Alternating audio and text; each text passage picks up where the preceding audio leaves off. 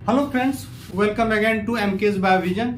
आज हम लोग एक म्यूटेशन के स्पेशल टाइप को देखेंगे जिसको हम स्लिप्ड स्ट्रैंड मिसपेयरिंग या रिप्लिकेशन स्लिपेज के नाम से जानते हैं। यह म्यूटेशन खास करके उस रीजन में होता है जहां डायरेक्ट रिपीट ज्यादा पाया जाता है। तो हम लोग जानते हैं कि प्रोकैरियोट में भी पाया जाता है डायरेक्ट रिपीट, लेकिन कम पाया जाता है। यूकैरियोट्स में जो डायरेक्ट रिपीट है वो एबंडेंट होता है।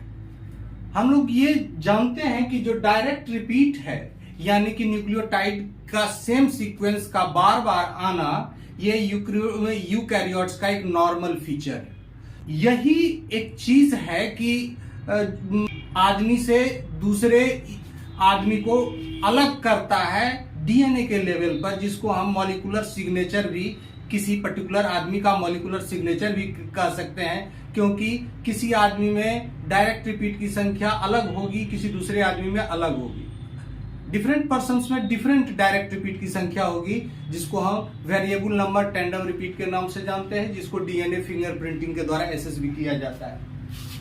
In eukaryotes, tandem repeat of nucleotide in DNA is a normal feature. Direct repeat of 1 to 9 nucleotide for 5 to 50 times is called microsatellite. DNA का वो हिस्सा जिसमें 1 से 9 न्यूक्लियोटाइड तक का 5 से 50 टाइम्स तक रिपीट हो रहा है, उस पर्टिकुलर डोमेन को, उस पर्टिकुलर डीएनए के रीजन को हम लोग माइक्रोसैटेलाइट के नाम से जानते हैं। Replication of such microsatellite domain results in replication slippage. इसी रीजन का जब रिप्लिकेशन होता है तो इसमें स्लीपेज होता है, यानी कि टेम्पलेट का एक ही हिस्सा बार बार कॉपी हो जाता है या कोई हिस्सा छूट जाता है। टेम्पलेट का कोई हिस्सा कॉपी नहीं हो पाता है, ये एरर आता है, रिप्लिकेशन एरर इसी रीजन में आता है। अब ये देखते हैं कि रिपीट किस तरह का होता है। देख लेते हैं रिपीट, डायरेक्ट रिपीट, जिसमें एक ही हम देख रहे हैं कि साइटोसिन बार बार आ रहा है, तो इस C6 साइटोसिन, यहां देख रहे हैं कि ये साइटोसिन और थाइमिन, साइटोसिन थाइमिन बार बार रिपीट कर रहा है, या फिर ये ट्रिपलेट रिपीट कर रहा है, सीटीजी सीटीजी सीटीजी, ये ट्रिपलेट रिपीट कर रहा है।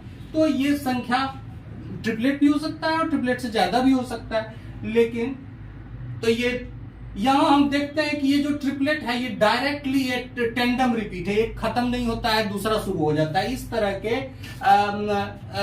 को हम टेंडम रिपीट कहते हैं। Tandem repeat, tandem repeat, tandem repeat कहते हैं। यहां हम देख रहे हैं कि ये टेंडम रिपीट एक जगह यहां है, फिर कुछ इंटरवेनिंग सीक्वेंस है, फिर यहां आ गया है, फिर यहां आ गया है। तो इस तरह का टेंडम रिपीट, बीच में कोई दूसरा सीक्वेंस है और इसके बाद फिर वही सीक्वेंस रिपीट करने लगता है। तो इस तरह का भी पाया जाता है, इस तरह का भी पाया जाता है। अब देखते हैं कि ये जो डायरेक्ट रिपीट वाला सीक्वेंस है, ये मान लीजिए डीएनए का कोई हिस्सा है जिसमें डायरेक्ट रिपीट जगह जगह पर है और बीच में ये इंटरवीनिंग सीक्वेंस है, इंटरवीनिंग सीक्वेंस है। ध्यान रहे कि ये जो डायरेक्ट रिपीट है कोडिंग और नॉन कोडिंग रीजन दोनों में हो सकता है। ये जो डायरेक्ट रिपीट जो है ये कहां हो सकता है, कोडिंग एंड नॉन कोडिंग दोनों में हो सकता है। Coding and non coding, non coding दोनों जगह हो सकता है। तो जब नॉन कोडिंग रीजन है तो तब तो हम डीएनए का सीक्वेंसिंग करके उसको पता कर सकते हैं, लेकिन जब ये कोडिंग रीजन में है तो कोडिंग रीजन में यदि है, डायरेक्ट रिपीट कहां है, कोडिंग रीजन में, कोडिंग रीजन, तब तो ये कोडिंग रीजन है, इसका मतलब ये जीन का हिस्सा है, then it will cause mutation. तो जब इस तरह का सिचुएशन आता है डायरेक्ट रिपीट, तो ये म्यूटेशन करा देता है।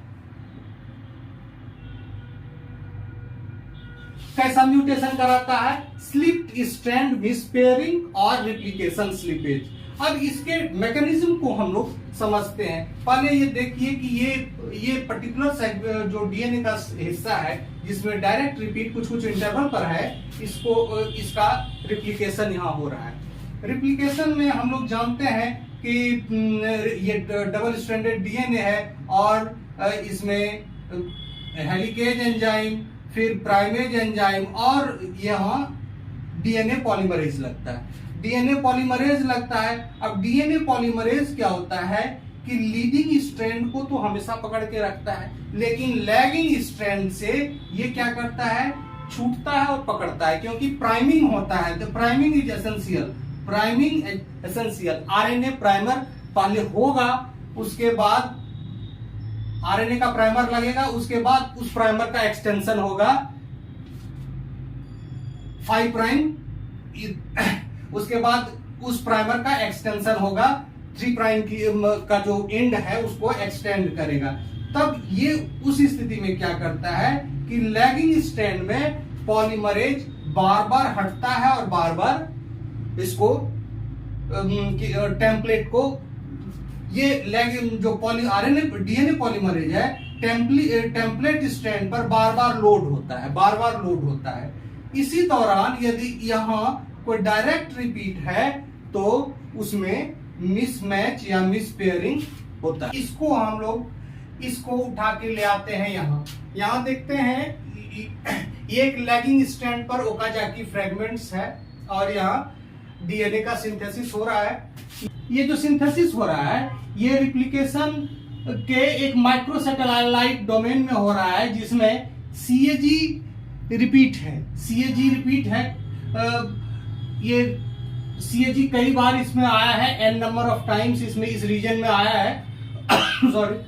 तो उसमें ये हो रहा है। जैसे ही इस रीजन में डीएनए पॉलीमरेज आता है तो ये थोड़ा पॉज करता है। इसमें the enzymes get stuck in this region due to this repeated sequence. क्या होता है, डीएनए पॉलीमरेज यहां से हट जाता है जैसे ही ये रिपीटेड सीक्वेंस आता है इस रीजन से, और रिपीटेड सीक्वेंस से डीएनए पॉलीमरेज डिसोसिएट हो जाता है। डिसोसिएट करने के बाद क्या होता है कि जो separation of terminal region of daughter strand का जो टर्मिनल रीजन है वो सेपरेट कर जाता है। सेपरेट करने के बाद क्या होता है कि हर जगह तो एक ही सीक्वेंस है, तो बाय मिस्टेक ये क्या करता है कि पहले वाले सीक्वेंस से, ऐसे तो यहां तक ये डीएनए बन चुका है, लेकिन ये पहले वाले जो फोल्ड कर गया है, न्यूली सिंथेसाइज्ड डीएनए फोल्ड कर गया है और पीछे वाले सीक्वेंस से ये एनील कर गया है। तो यहां एनील कर गया है, फिर डीएनए क्या करेगा, इसी 3 प्राइम एंड को यहां से एक्सटेंड करना शुरू करेगा।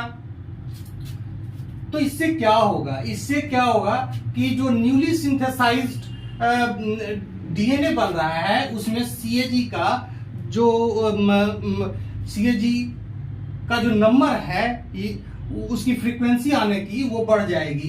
इसी को हम कहते हैं स्लिप्ड स्ट्रैंड मिसपेयरिंग। स्लिप्ड स्ट्रैंड मिसपेयरिंग में क्या होता है कि वंस अगेन ये एक माइक्रोसैटेलाइट डोमेन है जिसमें सीएजी रीजन कई बार रिपीट हुआ है, इसी को मैंने यहाँ लिखा है। और इसमें क्या है कि एक चीज और ध्यान में रखना है कि नॉर्मल पर्सन में अब हम एक डिजीज का एग्जांपल ले रहे हैं, हंटिंगटन डिजीज का। नॉर्मल पर्सन में क्या है कि इस सीएजी का जो रिपीट है वो 6 to 35 टाइम्स होता है, लेकिन अब ये आगे जब बार बार इसी सीक्वेंस को, इसी टेम्पलेट के इसी रीजन को बार बार इसमें सिंथेसिस होगा तो क्या होगा कि ये वाला रीजन लंबा होता चला जाएगा और लंबा होने के कारण ये रिपीट की संख्या जो है ये 35 से ज्यादा हो जाएगी। 35 से लेकर 121 तक।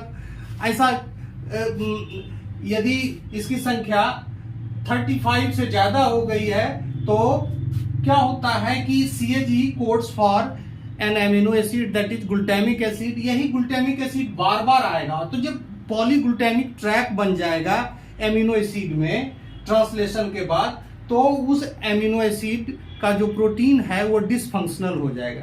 डिसफंक्शनल होने के कारण क्या होगा, एक न्यूरो डीजेनरेटिव डिसऑर्डर जिसको हम हंटिंगटन डिजीज के नाम से जानते हैं ये होगा। और ये जो है मेल में ज्यादा ये डिजीज प्रोनाउंस्ड होता है इन कंपैरिजन टू फीमेल।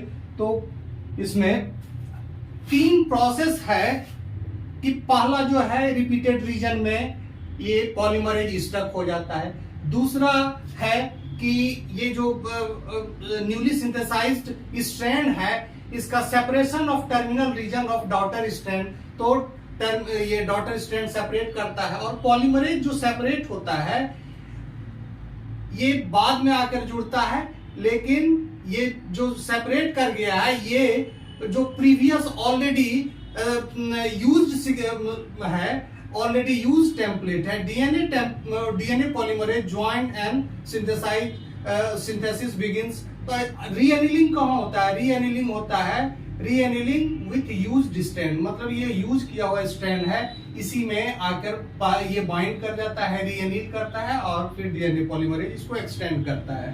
तो इस तरह से ये क्या होता है, पॉलीग्लूटामिक ट्रैक बनाता है। जो भी एंजाइम होगा वो पॉलीग्लूटामिक ट्रैक के कारण डिसफंक्शनल हो जाएगा, dysfunctional enzyme, dysfunctional enzyme, dysfunctional enzyme. एक और इसी तरह का केस है, इसी तरह का केस है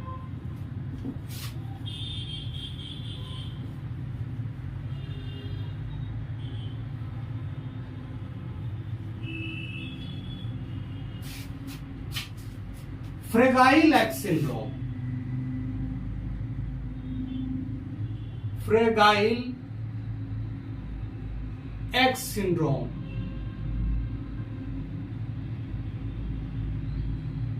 फ्रेगाइल एक्स सिंड्रोम ये भी एक न्यूरो डिजेनरेटिव डिसऑर्डर है।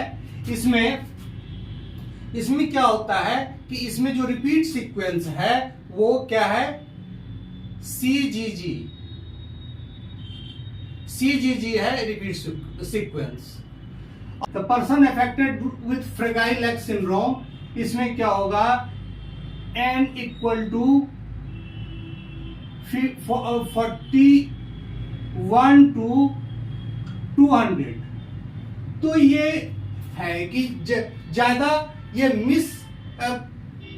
स्ट्रैंड मिसपेयरिंग के कारण इसकी संख्या CGG की संख्या बढ़ जाती है और इस कारण ये डिजीज होता है। इसमें भी जो फ्रेगाइल एक्स मेंटल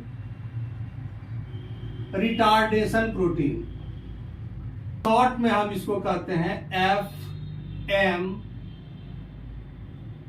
FMRP, ये प्रोटीन क्या होता है, साइलेंस कर जाता है, टर्न ऑफ हो जाता है, टर्न ऑफ हो जाता है, टर्न ऑफ हो जाता है, क्योंकि उसमें जो ये CGG की संख्या है वो 41 to 200 हो जाता है। तो ये जब टर्न ऑफ हो जाता है, this protein is responsible for development of synapses,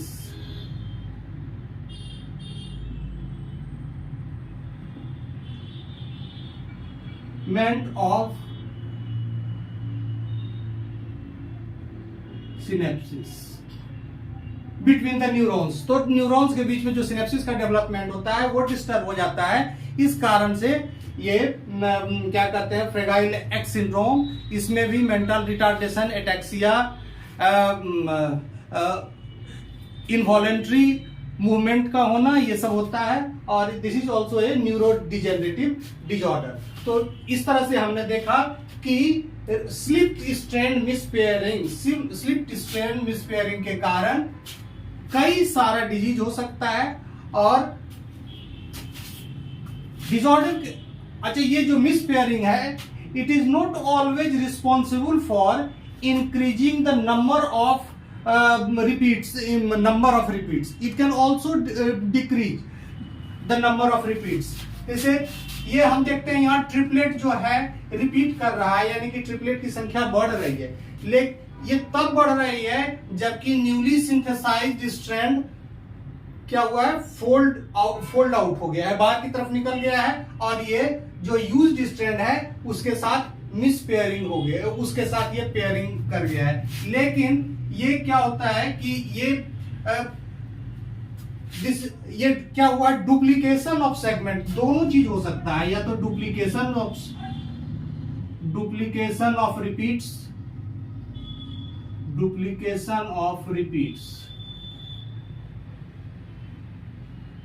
और deletion of repeats. Some segments can also be missed out, तो डिलीशन ऑफ रिपीट भी हो सकता है, deletion of repeat. Deletion of repeat तब होगा जब टेम्पलेट स्ट्रैंड फोल्ड आउट करेगा। जैसे टेम्पलेट स्ट्रैंड ये है, टेम्पलेट स्ट्रैंड फोल्ड आउट कर गया, अब ये जो न्यूली सिंथेसाइज्ड स्ट्रैंड है वो आगे बढ़ गया, इसको छोड़कर आगे बढ़ गया है, तो उस स्थिति में क्या होगा, कि ये वाला पोर्शन जो टेम्पलेट का है वो कॉपी नहीं हो पाएगा, तो एक्स्ट्रा कॉपी हो सकता है, या फिर जो टेम्पलेट की का कुछ पोर्शन मिस आउट हो सकता है। तो आई थिंक ये आज हम लोगों ने इसको अच्छे तरह से समझा है, कोई परेशानी नहीं होनी चाहिए इसमें। ये एक इंपॉर्टेंट रीजन है जिसके कारण स्पॉन्टेनियस म्यूटेशन होता है। Okay, thank you.